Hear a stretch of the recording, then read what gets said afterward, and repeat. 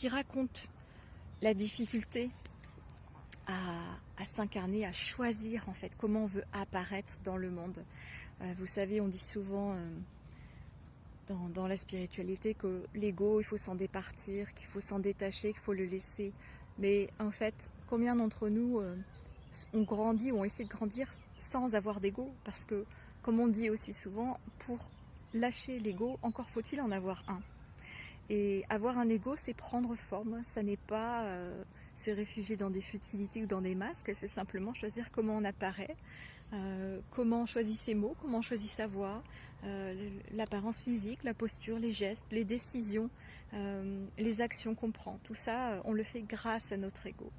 Et enfin, prendre forme est du coup un croisement entre choisir les mots qu'on écrit et aussi ce que peut apporter la nuit au sens réel, temporel. Le fait que le mystère reprend sa place à ce moment-là peut nous permettre de nous libérer peut-être au travers de l'écriture.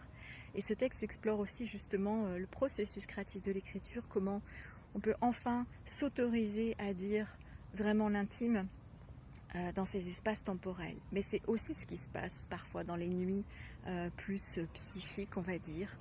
Ces moments où les choses paraissent voilées, stagnantes, et en fait, elles sont propices à dévoiler. Je vais simplement vous lire la couverture, la quatrième de couverture maintenant, parce que c'est peut-être plus facile pour se rendre compte un peu de l'ambiance générale du livre. Comment ça annonce la renaissance dans nos vies? Pertes et fracas, glissement progressif, passage d'une terre à une autre. Nos cartographies intimes portent les traces de ces traversées récurrentes jusqu'à toucher la profondeur de notre être avant de revenir au monde.